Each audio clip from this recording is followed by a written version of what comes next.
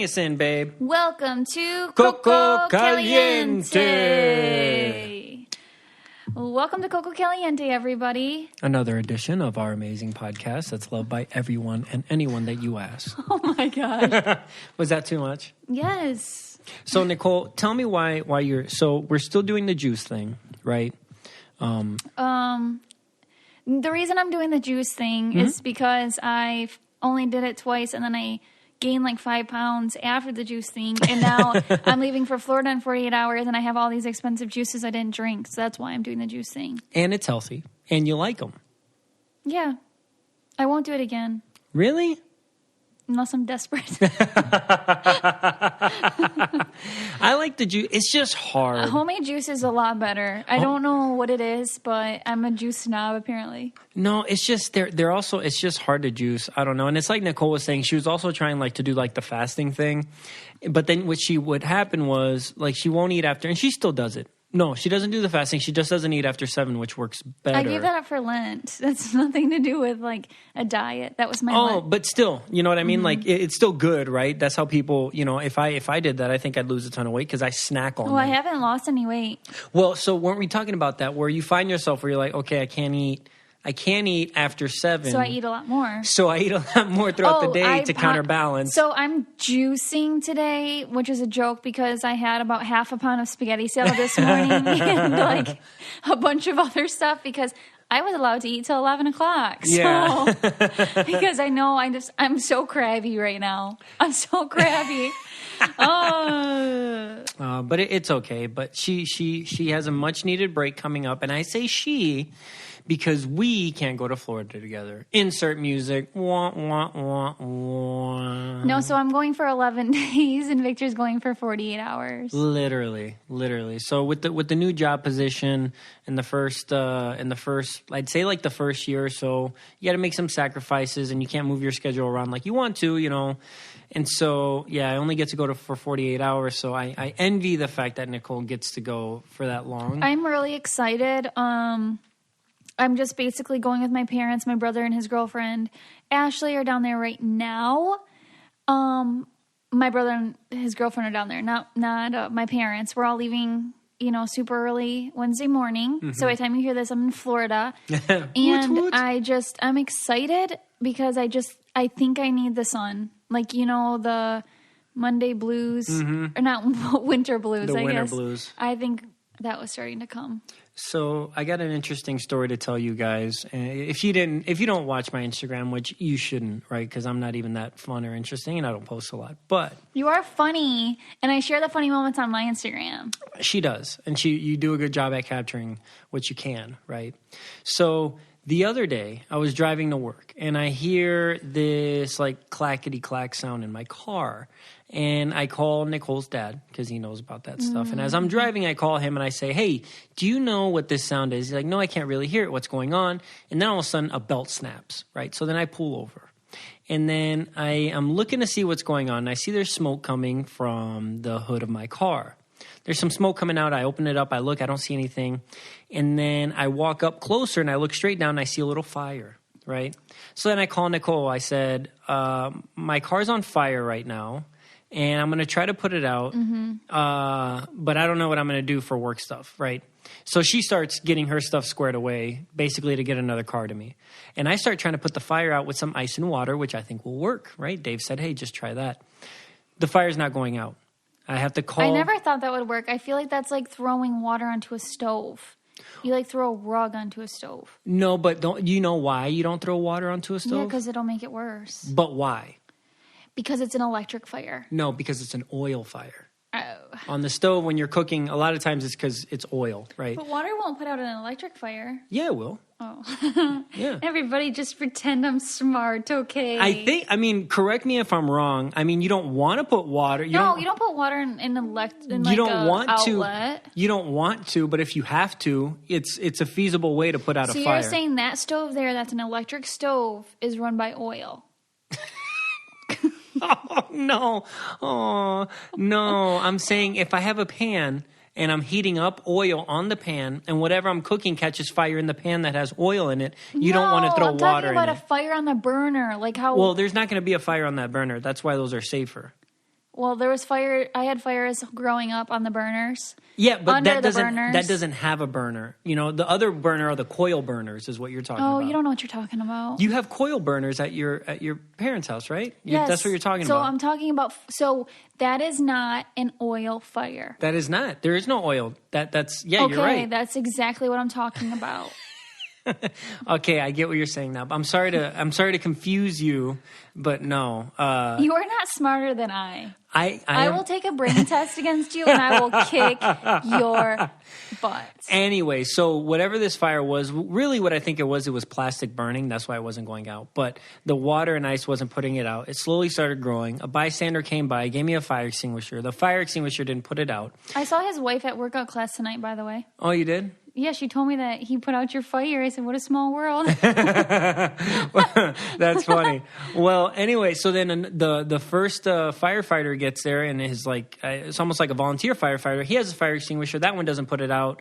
I mean, well, that one finally does put it out all the way, but after half of my bumper burned, you know, and it was like a solid fire. So my car caught on fire. That's my story. And the car that I've had for 10 years and racked up 211,000 miles on is donezo. And you talked about it quite a bit on here, so I think they know. Yeah. So it's a sad moment. I was actually for some reason I put feelings into everything, and I was driving to Victor and I was crying because I felt like it was sad that the car was going through that, because I just imagine the car just chugging along like, I'm just old. Trying. Yeah.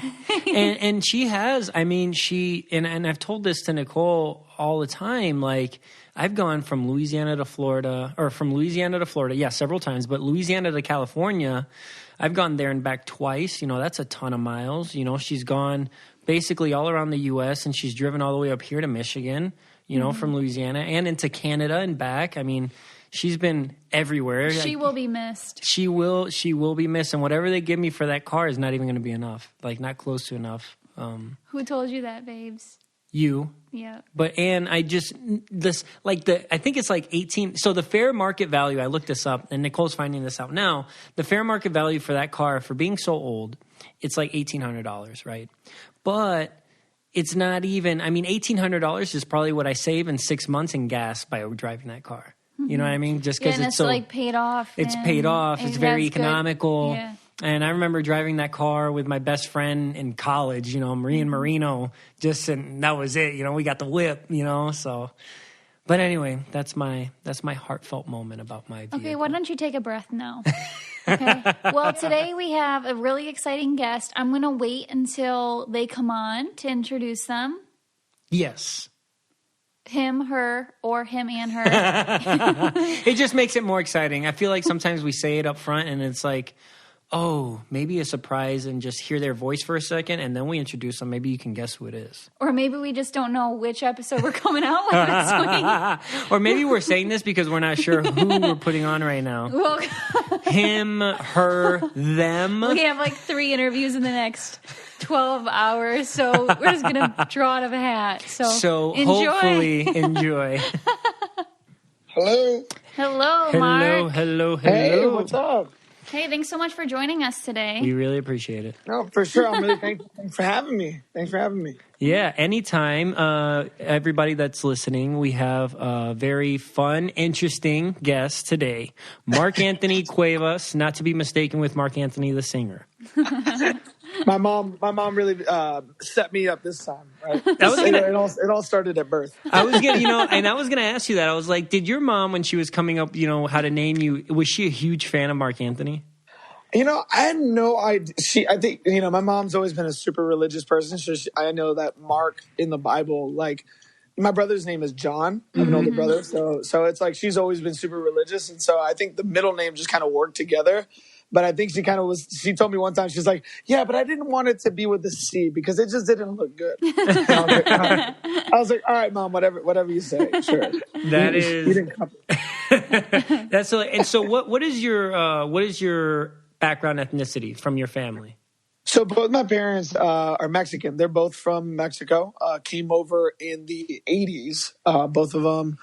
where my dad started in California. My mom moved straight to Chicago because my grandmother came over there first. And my dad moved over to Chicago because his uncle and then my mom's aunt got married. And so that's why my parents met. Okay. So do you speak Spanish? Yes, I do. That was actually my first language. Era mi primer idioma. Yo también. Español fue mi primer idioma. Y, qué bueno. Y hacemos un segment aquí a veces que es Spanish word of the day for Nicole. And so I won't do it with you. I might have you pick a Spanish word later to do for her. That's awesome. For that segment.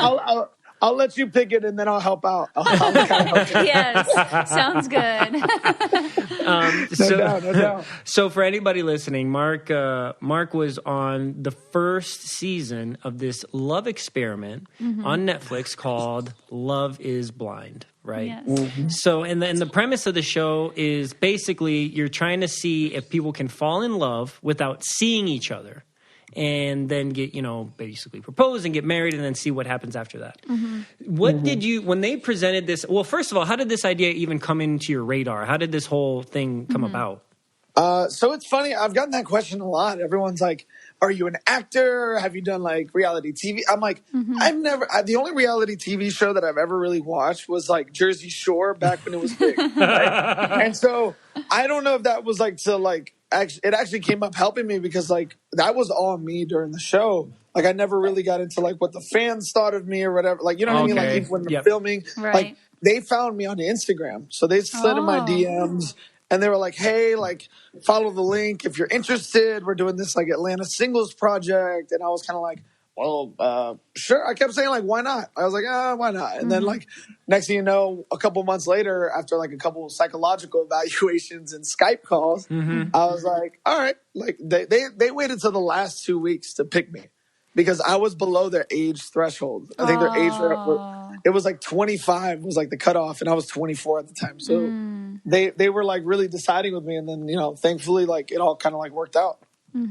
And that's just so bizarre to even. And so, did you know going in that it was so you knew it was like a dating experiment or a love experiment over there?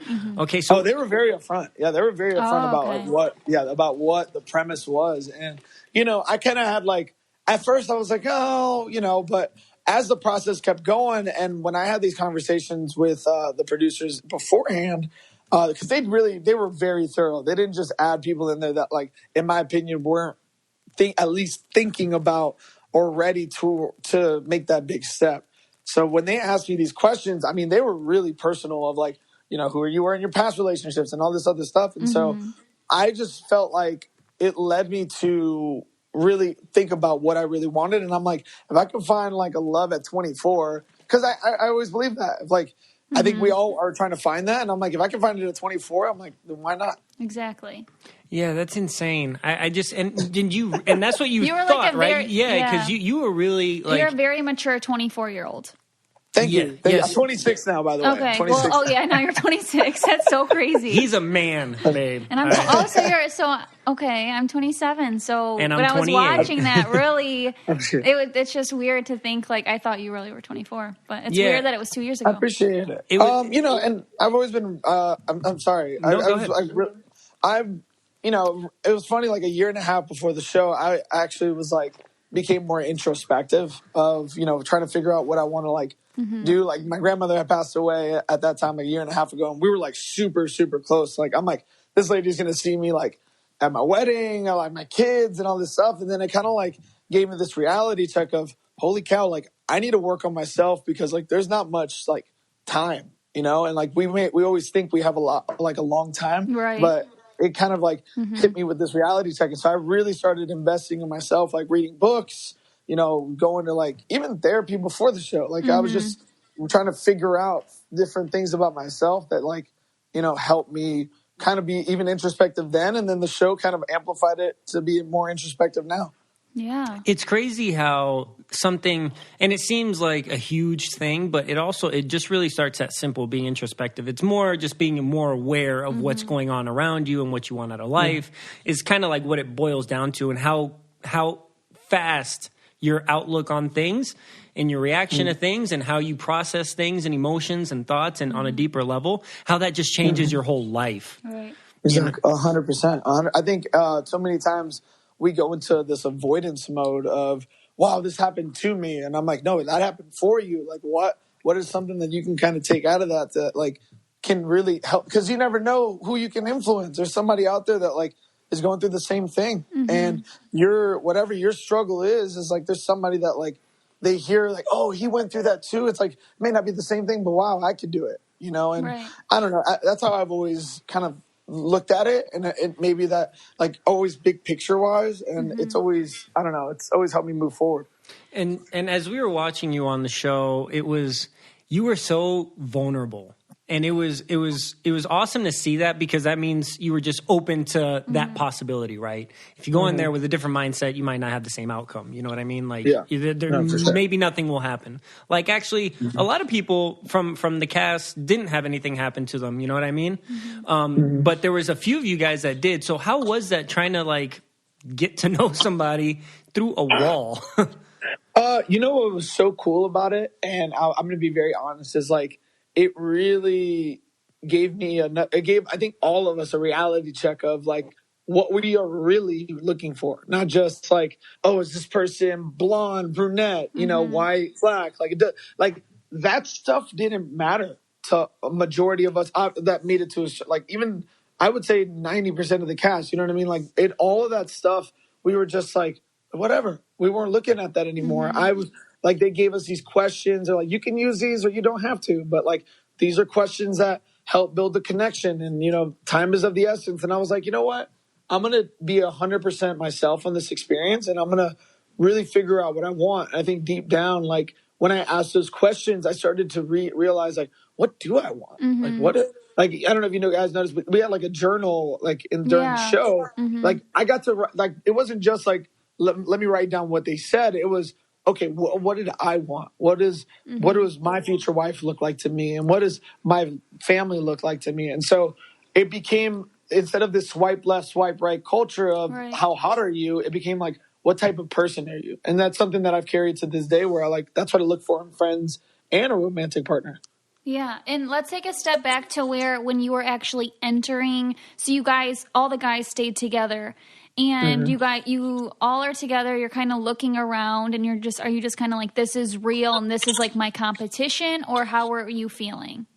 I'm not gonna lie. So it's just like this in any, like, I'll speak like on the male side, right? It's like you're kind of feeling every guy out, like, okay, like this is this character, this is that character, like let's see what they're about. And me, I've always been the outgoing type of like, I'm gonna say hey to everybody and then see how they react kind of deal. But it was such an intense experience that after, I would say, day 2 or 3, it never felt like competition. I think it felt like a brotherhood of people, like guys supporting each other. Yeah. And whenever a guy would come out, because I think there was a lot of stuff that guys were holding on to that I'll speak from the guy side, that they didn't realize that they were still holding on to, that even though the relationship romantically was building, they came out because they had never been that vulnerable before to a support system of other guys who were like, hey man, how can we help you? And so like all the guys, we all still keep in touch, and we're all very, very close. Like, because we all went through it together and no one's done it before.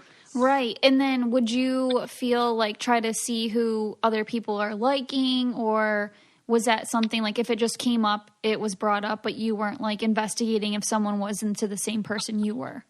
Yeah, we definitely weren't investigating. I think everyone was. I feel like girls would investigate. That's just my opinion. Like, wait, what was funny? Who do you like?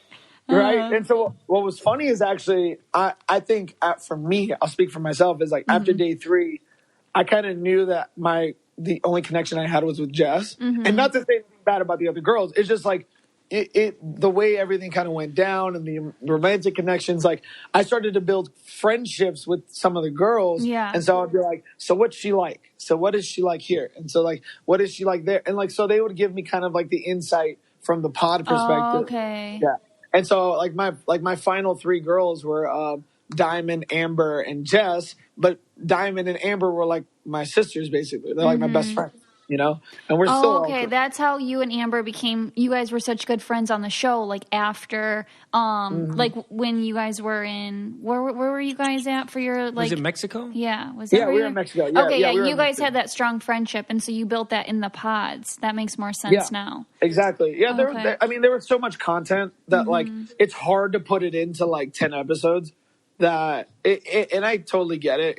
But there was a lot of conversations like that were very, very deep. Like even me and Amber, we just became really, really close friends. And then even Diamond as well. And I was actually close with Lauren too. Like we would talk about life and goals and stuff like that. And after we've realized, like it was never this like hyper competitive of like, oh, I got this girl, that girl. You know what I mean? Right. Even to all that stuff. It was actually good. Were you able to pick who you wanted to go on a date with, and like were you required to take a certain amount of dates in one day? So what happened? So the first day will kind of clear all that. So the first day we had speed dating. So we dated all 15 girls, right? And so it'd be like 5 or 6 guys that go in the dating pods at a time, and then like 5 other dudes would be in the living area doing like whatever, like talking about life, and then a couple other guys would be in interviews. Well, when we were in the dating pods, like we had 7 minutes to talk to the first set of 15 girls. Oh my gosh. Yeah. You know what I mean? Wait, 7 minutes total for 15 girls, or 7 minutes with each girl? Oh, okay. So, yeah. Like, hey. It's like, oh my God, this is real speed dating. Like, is their voice tolerable? Yes or no? Oh my God.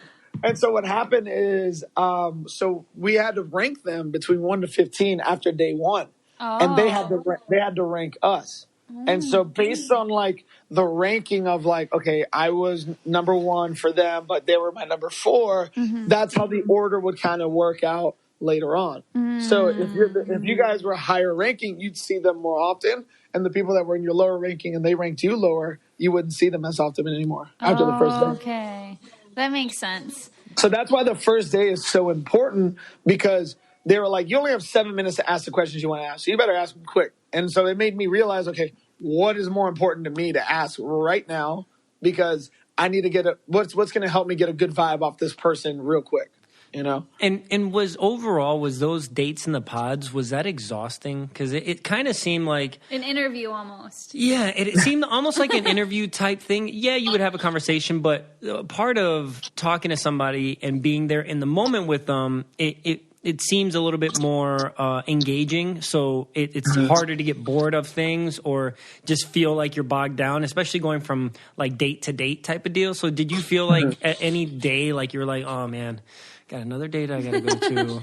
You know, was the only time I ever got nerves was when I'm going to propose, because I'm like, oh my God, I wonder what he's going to say. No, it was honestly fun? No, because for me, personally for me, I love first dates. Like I love to get to know somebody. Like that's when someone's like, they're really putting on their best foot forward. They're trying to talk to you, but then it's like, I really want to get to know you as a person. Like I'm like, okay, like you're going to give me the highlight reel, but I'm going to surprise you and I want to get to know you on a deeper level, like see if this is going to work. And so every first date to me was actually exciting, because I mean, we didn't have our phones. We didn't have anything else to do of like, aside from do this. And I'm like, that gave us an opportunity to look forward to it.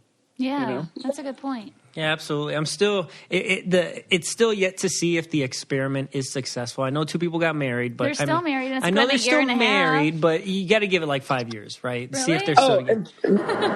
I hear like, let's give it a buffer period of like 5 years and then fine. Yeah, everybody forgets about it. Well, everybody forgets about it. Then they're like, okay, fine. Well, because it's still the reason I say that is because there is still.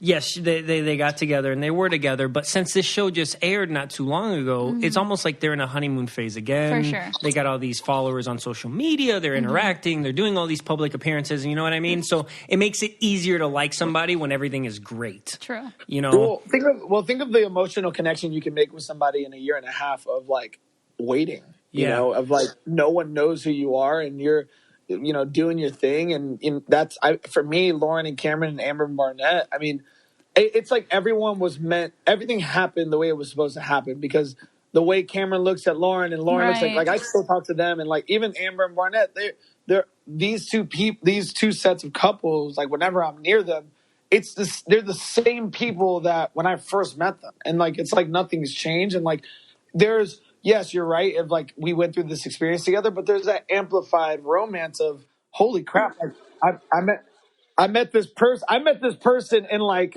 how quickly and Yeah. like boom, like they're like they whether they live with each other or not, it's like they built this emotional connection in a year and a half. I mean, some people, you could have a kid in a year and a half, Yeah, right? Like, absolutely. So think of like the time frame of a year and a half and now that it's almost like you're right. It's almost like it almost makes them tighter because it's like now we're sticking together for real because this is what we went through together. Yeah. It's like galvanizing them together. I could see that. I mean, I'm still going to give it that 5-year buffer because the only reason I know is because the same thing kind of happened. Nicole and I mean, we had already been together for a little bit, but when we're going on, we did The Amazing Race, and then when it airs, there's still that excitement. The show's going to air, and then we get to see it. Yeah. So for them, they did end up together. So it was a happy ending for them. So then they have the excitement of the show airing and getting to watch it, and then they stay together and all this stuff. I mean, Amber, I guess, when she watched it, she was a little mad. But they stayed together. So I don't know. You're right, and I'll concede and say that I'll wait. I'll still give it the 5 years. Oh, I'm brushing some dirt off my shoulders. No, I'm kidding. No, I appreciate it, man. And it's like I'm really proud of all like. It really is like this fraternity / sorority of group of people that Absolutely. like are genuinely good people. And I have a lot of love for every single person that went through this with us. Like, doesn't matter who it is. Like, we all went through something, and I know like moving forward, it's something that we're going to take into our next relationships, friendships, like families. It's really beautiful to see how everyone's kind of carrying themselves. And I really genuinely, everyone's themselves. And I believe it. So what's it like filming this and then waiting for it to come out for a year and a half? Oh man, I mean, it's kind of like you have this period of like, is it gonna happen? Is it gonna come out? Like, I swear I'm not crazy. Like, it's like you start to remember. I'm like, did I actually film that? Did that happen? And it was a long year, but I'm honestly like And I don't know the universe, what people believe, but I believe in God's timing. Mm-hmm. And I think that had it happened sooner, I don't think I would have learned some of the lessons that like I would have learned in that meantime of like patience. And, right. It's like really, really being able to like even learn as much as I did within that year and a half as like then had it happen like 3 months right after or like, like some shows are like, filming during, right? Yeah. Like, no, it's like I wanted – this whole thing gave us enough time to kind of like process and seek out like, whether that was therapy, air quotes, or anything like that, like seek out that kind of like help or support. And then like, now that it's out, it's like, we were ready for it. Yeah. That's a good point. And also like when we were watching it, Victor would like look up the people like Lauren and Cameron. He goes, they're not together. They don't post anything on social media together. Well, I didn't realize that they were not just like allowed to post each other. And then now once they got married, I was like, Vic, you're wrong. They're very much still together. But it was hard. Like you couldn't spy. Like you couldn't find out like. Well, no one knew who we were. Everyone was like kind of like, it's kind of funny. We're like, we're not allowed to say nothing, but it's also like, well, no one, honestly, people probably wouldn't have believed us. And we're like, oh yeah, by the way, I did this dating show and like, I proposed within 10 days. Oh, and I might get married, right? So was like, if you were in a relationship with someone from the show, you just weren't allowed to like post them or like publicly engage with them in any way? Well, not that publicly engaging. I think because that one, again, it's like not that anybody knew who we were. True. But it's more so of like posting photos because then it goes into timeline of like when the show comes out. It's like, oh, well, they were posting back then and this and this and that. Right. And like all it does, it draws questions. Mm-hmm. And I think that was what they were worried about. Okay. And did you know this was going to be on Netflix when you were filming it? I didn't know it was going to be on Netflix until like the first day of filming. Like So they kept saying a big network, big network, big network, and I'm like, all right, like what is this, like Lifetime? Like they're trying to sell you on it. Like, don't worry, it's going to be the biggest network. And not to say anything about Lifetime. No, my I mom know was what you Lifetime, mean. so, Yeah, so it's like, fine. shout out to my mom, love you. Like Lifetime's great.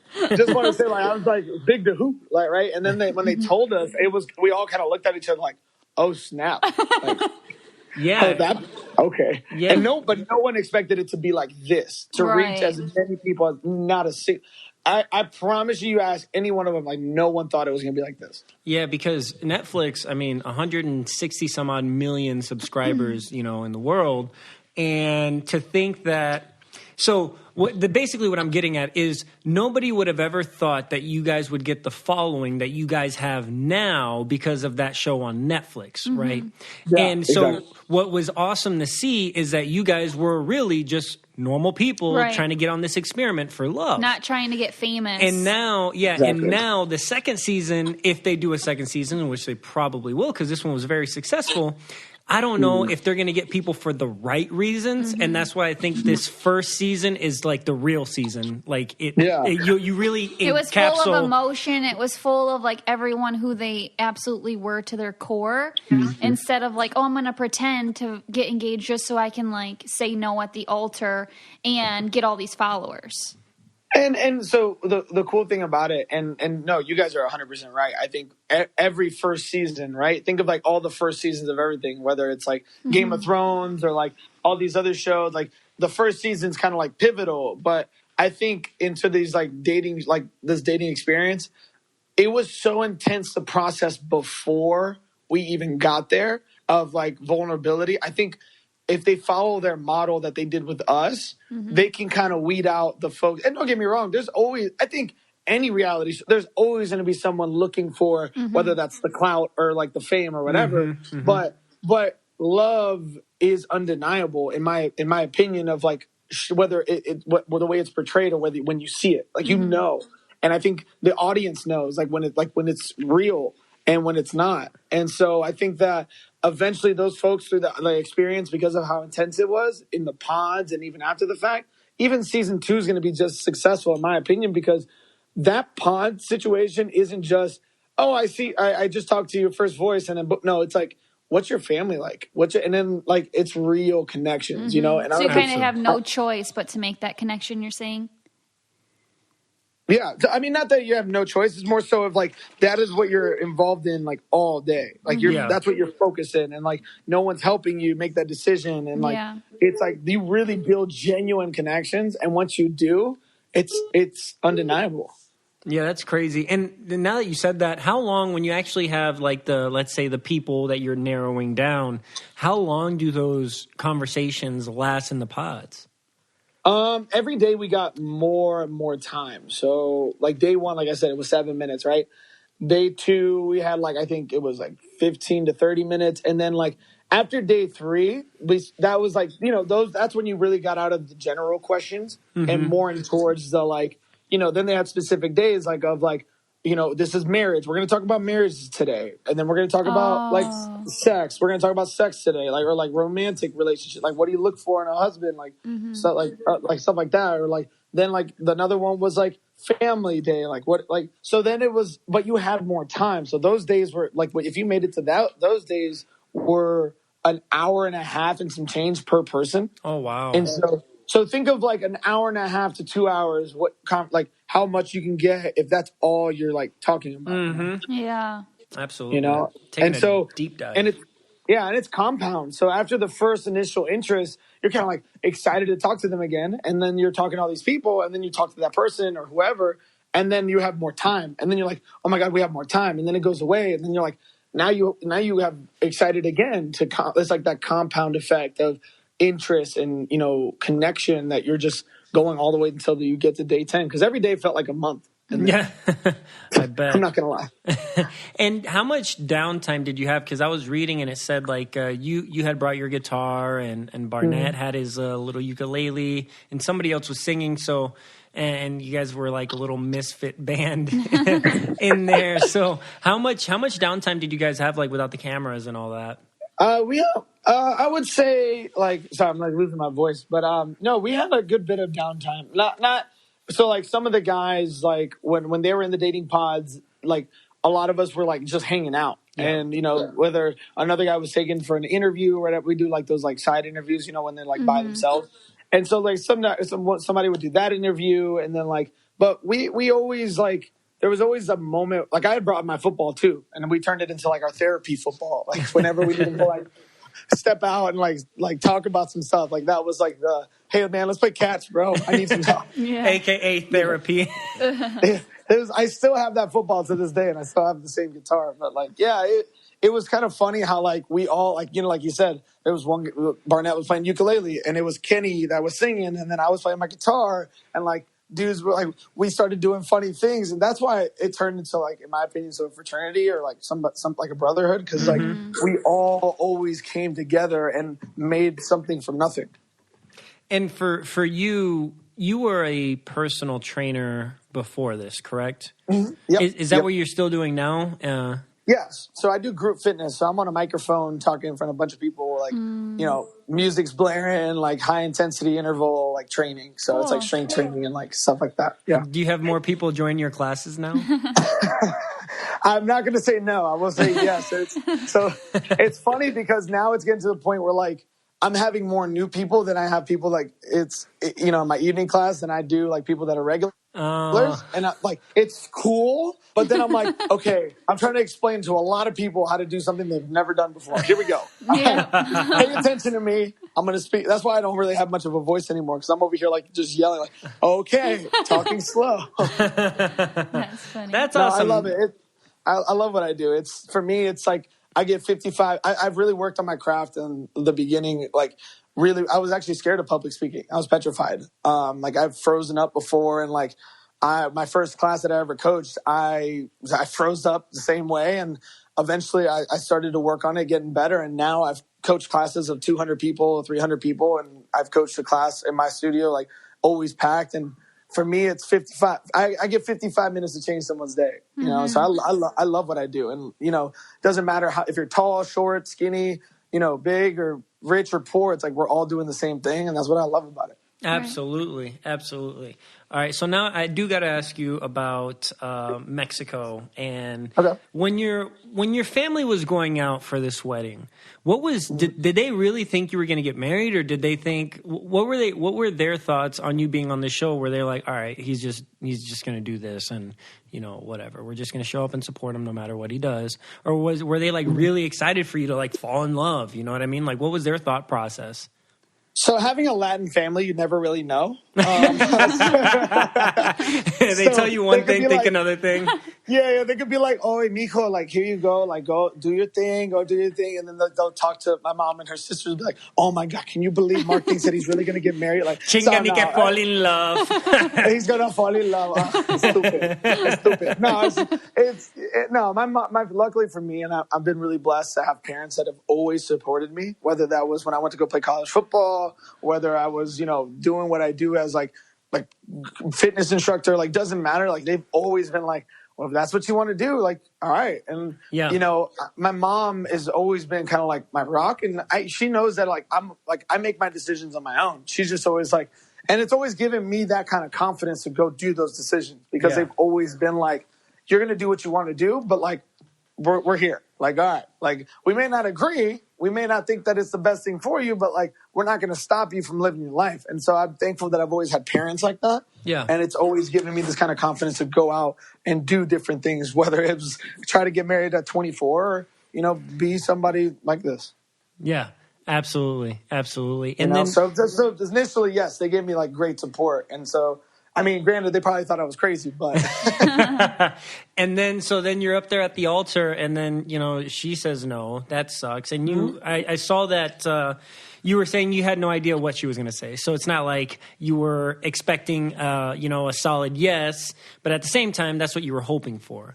You know what I mean? Right. And so my thing is like, it was such a roller coaster ride, and it was such a roller coaster ride that like, I honestly, like at one point she was telling me she was going to say no. And I'm like, okay, like I totally get it. And then the next minute she's telling me she loves me. And like, she sees me sees being with me as a family. And then I think, so what happens, when I'm staring at her down the aisle in the moment, I kind of had this flashback of the reveal day. And for me, everything was so real. When I saw the reveal day, I was on cloud 9.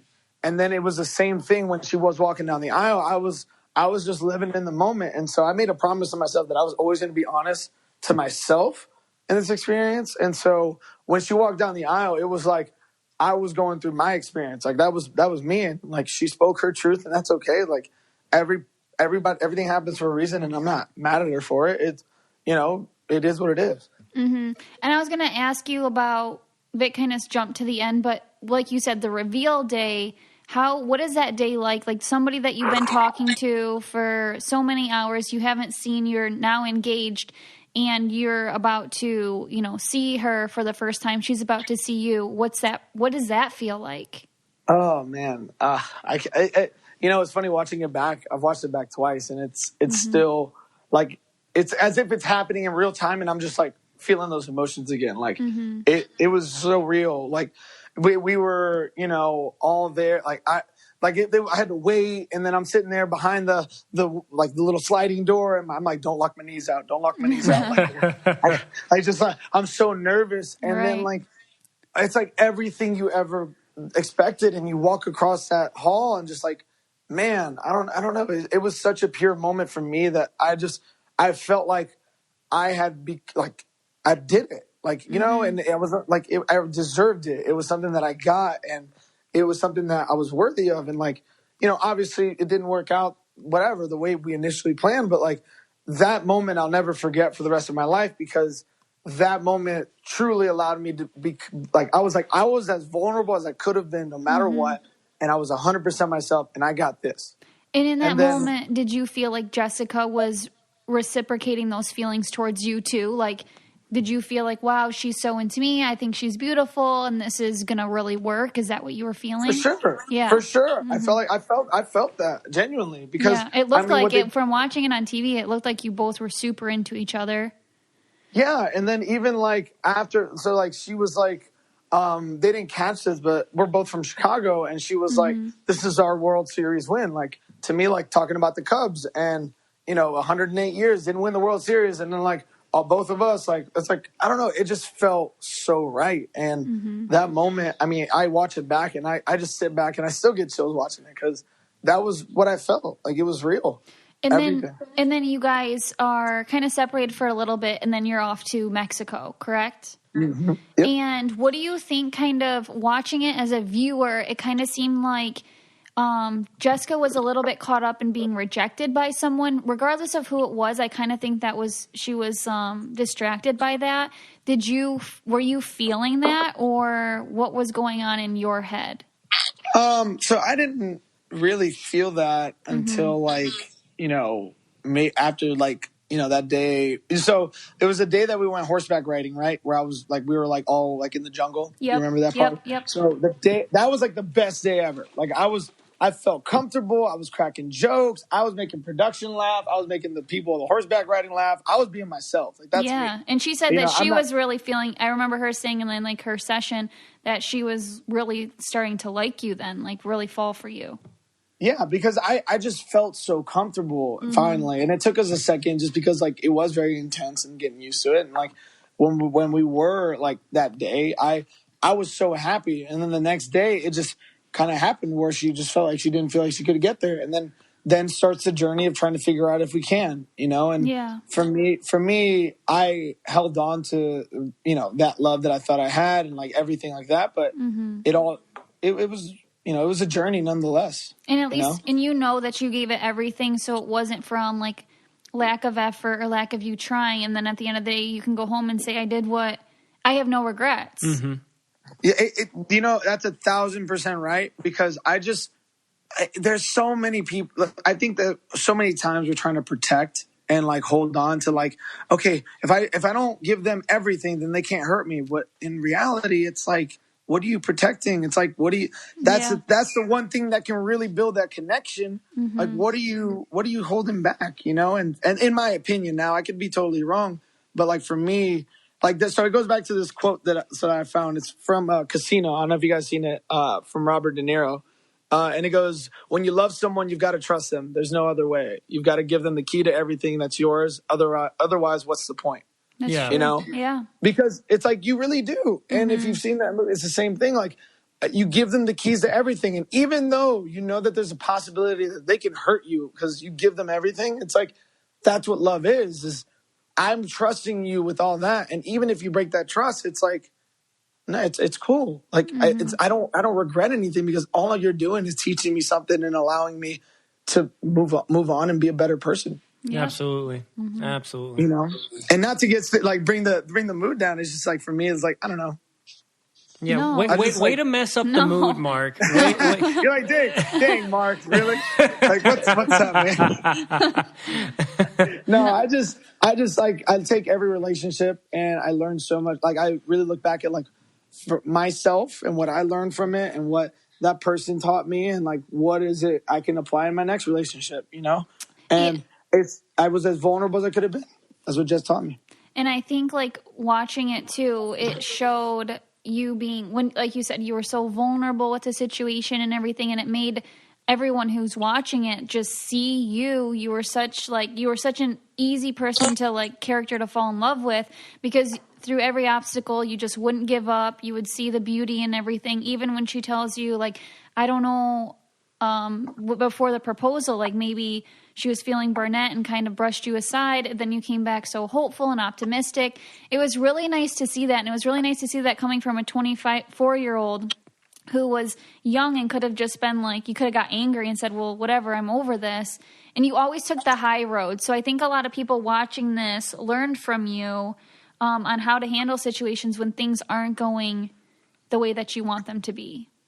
Thank you for that. No, seriously, that really means a lot. Like, because we all have a story, and we've all been through stuff. And like, if there's any way that people can take away from my journey, and like, even one person, and I feel like I've done something for me, like, cause I love people, and there, obviously there's always bad people in the world and like whatever, but like, I think there's so much more good that's out there. The bad just get amplified. And so if anybody could take anything that from mine and Jessica's relationship, from our experience, from whatever we talked about or went through, like, that means the world to me. And so I really hope that if there's anybody out there that is struggling with anything, like, fight through it. And like, there's people out there that's going through the same thing. And how was the reunion show? Was that the first time you spoke to Jessica since the show was filmed? Yes. So that was the first time. She had called me a day before the show released, but like it was like right before the show released. But that was the first time I saw her since the wedding day. And how was that? Was that difficult, or kind of like, it's been a year and a half and I've grown and I've watched the show?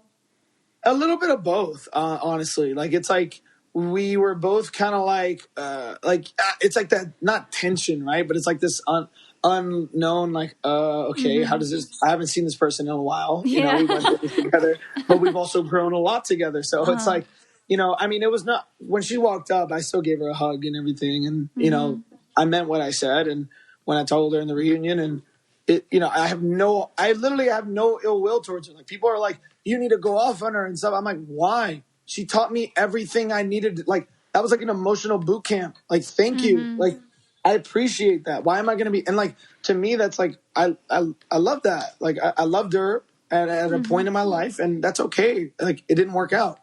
Why am I going to get mad at somebody, to forcefully love me? Like, I'm not going to do that. So like, I want to make sure, like, I wanted to make sure that was clear as I did. I literally am just here to thank you, because I'm a way better communicator, person, man, just in general. And like, did it work out? No, but it's okay that it didn't work out. Some of the best things are doors that close to get us into another one.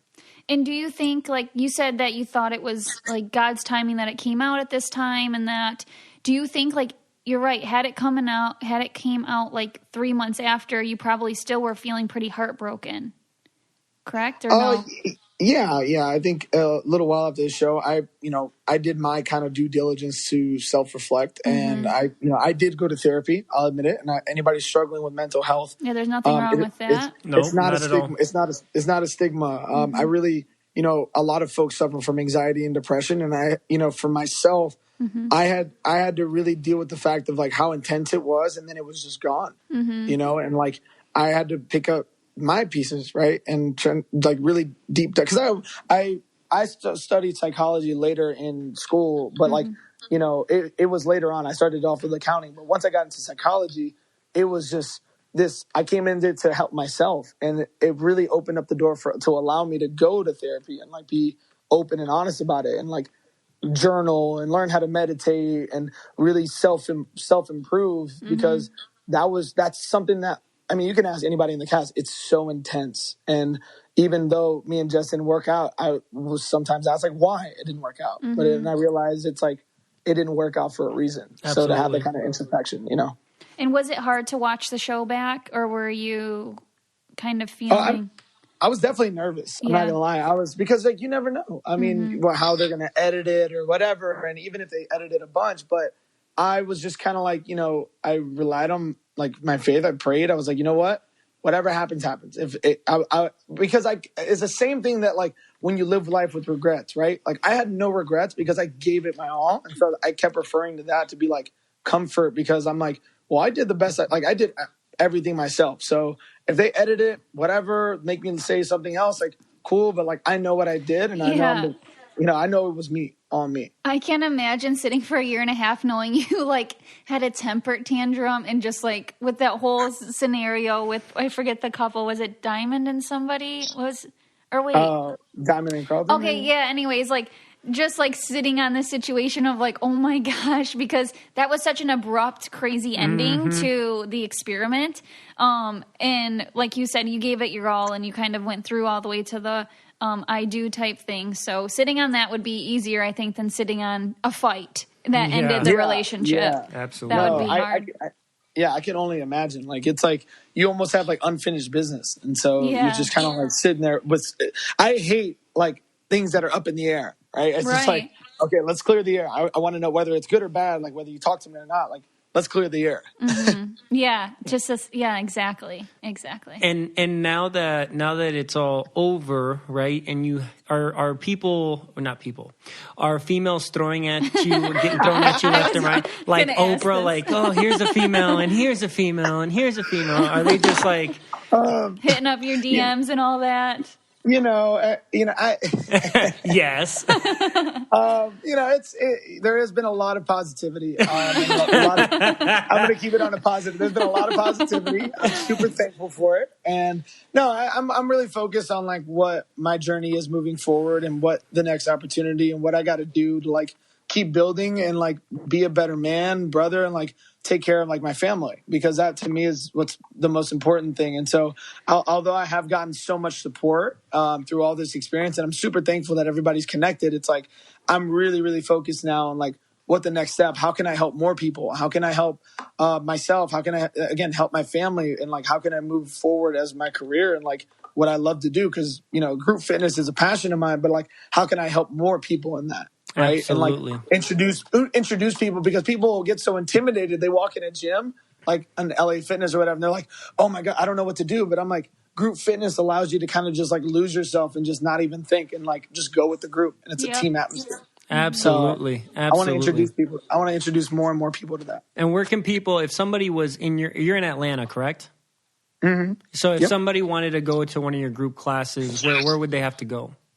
So it's this place called Soul Society Fitness. So soul, like SOL, and then society, like society. Okay. And so there, I moved over there about a year ago from another spot, and these folks, I mean, it's such a good workout where the lights change based on the effort level. So I get to become like more of a structured coach. So there's like when we're on like an active recovery, I'm talking, my voice is low, and then I start to build it up when the lights change. And then when the lights go red of like high intensity, then I can really like, and it goes into my playlist with beats per minute. I really get into it. Like it takes me like 3 hours. I wish I could take it. Yeah, forever.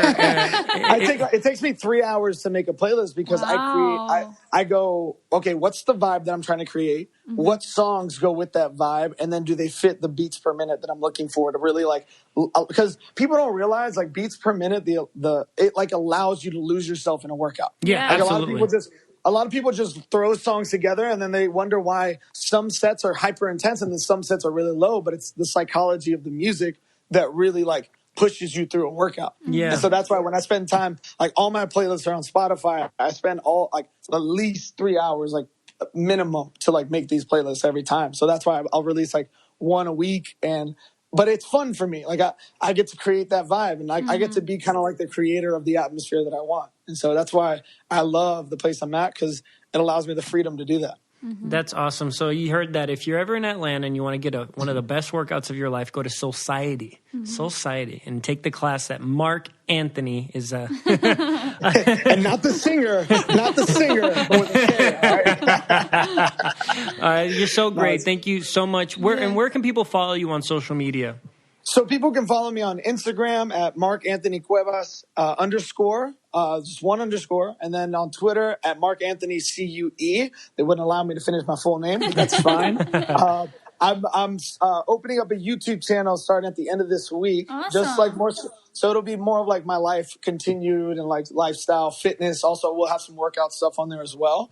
And then, yeah, that's kind of like where my life's kind of trending towards. I'm just gonna keep being me and keep moving forward. Amazing. Well, thank you so much. You're such a pleasure to have on the show, and we really appreciate you. Yes. No, thank you so much for having me. It's always a pleasure. Seriously, guys.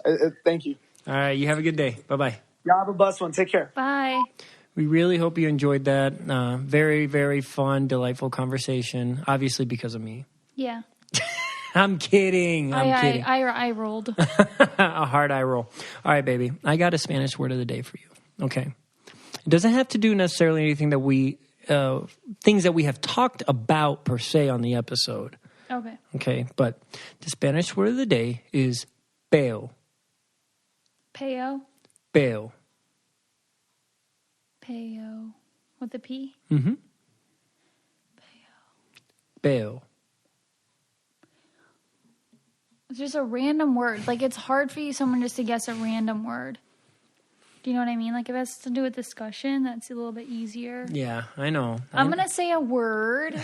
There's a jillion words. You don't know Spanish. And I'm just going to say one. And I want to see if you can get it. Absolutely. Give me like a hint. Makes me think of peso, which is money. You know that one. Yep. If I give you any hint, you'll get it automatically. So that's a hint. No, that's not a hint. Vacation. Fart. Oh, gosh. That I should have known. You know why? Because that brings us into Weird or normal. Weird or normal. Okay, everybody. For weird or normal, do you think that actually hearing somebody fart is funny? Because Victor watches Paul Flart. Is that his name on Instagram? Paul Blart? Well, it's making fun of Paul Blart, the mall cop. Oh, so it's Paul Flart. I think it's Paul Flart. It's disgusting. Because it's real, okay? The fact that it's real and Victor sits there, it's just his face, and you hear this disgusting, juicy fart come out of this man. It makes me want to puke. It's like disgusting. Well, it's funny. You know what? It was originally, now it's a little extra, right? Because that's all his pages, if you look at it, in his, you know how you could see the pictures of what the videos are? He has like over 100,000 followers. It's just all his face, right? That's how all his videos are. It's just his face. Yeah. And then he'll just record his face, and then out of nowhere you hear this like big rip of a fart or a small one or just all types of farts. And he basically got fired from his job because he was making these videos and he was a security guard. Okay, so on the other hand, I think fake farts are hilarious, to where like the video I made of Victor like fake farting. Fake fart noises are so funny. Or if you're like sitting on a whoopee cushion, or on Impractical Jokers when they put like a fart machine in some woman's purse and they let it go off and she's looking around the store like, who's farting? I find that stuff so funny. Well, you know what? And I think, well, for one, a fart is like... We all fart. We all fart. And it doesn't matter what country you're from, what language you speak. Honestly, it does not matter. As long as the fart doesn't affect you directly, right? If somebody's sitting at the other side of a table or something, or you see somebody standing over there by somebody and all of a sudden you hear like you know, and you know where it came from. People just laugh. Workout class is terrible when you're like, doing crunches or something, and you just hear someone fart. It's like, oh my God. Yeah, and for me, it's also it's like when you have to deal with the smell. That's when it's an issue. That's you know what I mean? That's and a it's huge not, issue. It's not fun anymore, No. right? If you're in an elevator, like it's not cool. It's like, oh, okay, that's not cool, dude. Like, especially, come on, we got to go up, several floors, right? I'm not going to take the stairs. Yes, that's very true. When you have to smell it, Victor woke me up out of my sleep with a fart the other day. I mean, but who doesn't fart around their spouse, right? I like know. That's a very normal. You fart around me. I mean, not saying that you fart often, Yeah. but you do it, and Yeah. it smells really bad. Yeah, mine are silent and deadly. Yeah. That's too much information. Like, I can't really make a fart noise. Maybe that's why I think it's funny. Yeah. But we don't think it's funny when people burp, so it's like both we're getting rid of air. Yeah, burps are.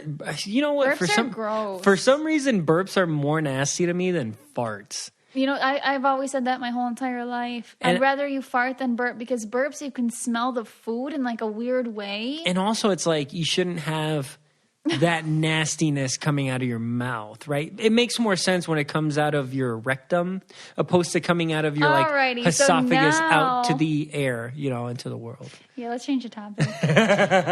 Okay, so now we are going to read reviews because we are very thankful for you guys. Yes, we appreciate everything and everything you do for us, and you are the driving force behind this podcast. So, Nicole, take it away. This one is called The Lion King on Broadway with 5 stars. I love listening to the podcast about your New York City trip. My cousin is actually...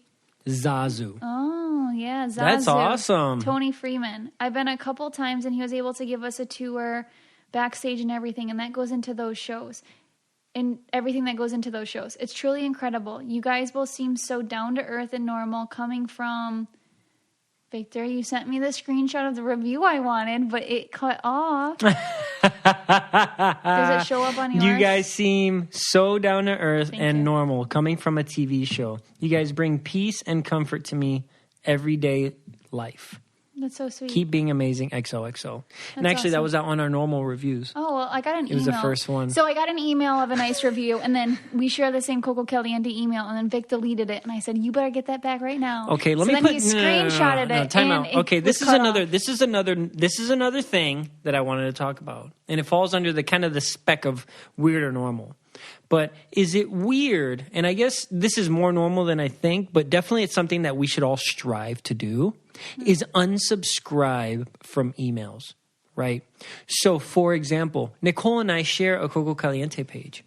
And Nicole, if she finds a new deal that she can get from a place that she's already been using, let's say Express has a new deal, and let's say another company has a good deal or whatever, she'll register with our Coco Caliente email, which we share. Only if I forget my password to my other one. So then I start receiving emails to our shared account from things that I don't want to see. So I start unsubscribing. So, and Oh, I'll you delete do? stuff. Yeah, 100%. No, I don't. Sharing an email with you is the worst. My email is clean. Okay, how many pending emails do you have? If you look at your phone Over 10,000. Okay. And how many do I have? If I show you my phone right now, what does that say? 1. It says 90. Oh, 90. I was looking But- at your messages. That's where my app is on your phone. But like it has 90, which is still, it seems kind of high, but for the grand scheme of things, pretty low, and I can go through and clean those out. But try cleaning out 10,000 emails. Anyway, I digress. I go back to reading my review. The podcast I need. Ricky McKenna, 5 stars. Whenever I used to hear the word podcast, I would think old people talking about boring things. But you two have completely changed my perspective. I knew I was hooked when I was still fully engaged during your more informational segments. I realize I think and talk a lot like Nicole, but my weird or normal tendencies usually side with Vic. Oh, come on. Here's one for you. Do you weigh yourself before and after you go to the bathroom to see how much your pee weighs? No, actually, I never weigh myself. I don't think I've ever done that. I do this every single time, but was recently told this is weird. Yes. Yes, that's weird. It is but weird. I have weighed myself when I was trying to lose weight once after I took a number 2 because I thought, ooh, that was a big one. That was a big, that one was a pounder. Anywho. And it was. Anywho, I love this podcast and wish nothing but success for you. Hope to see you in the backyard interviews one day. Heck yeah, all stars, baby. I'm just kidding. I don't That's know. awesome. Well, thank you guys so much. We hope you enjoyed. Please don't forget to rate, review, subscribe. The easiest way to do that's on the little purple app on your phone on Apple Podcasts. You can listen to this anywhere you listen to podcasts, Google Play, Spotify, Stitcher, iHeartRadio. Mm-hmm. You can always go to www.cococalientepodcast.com. You can listen there and check out our merchandise. Please follow us at Coco Caliente Pod on Twitter and at Coco Caliente Podcast on Instagram. Thank you. Thank you.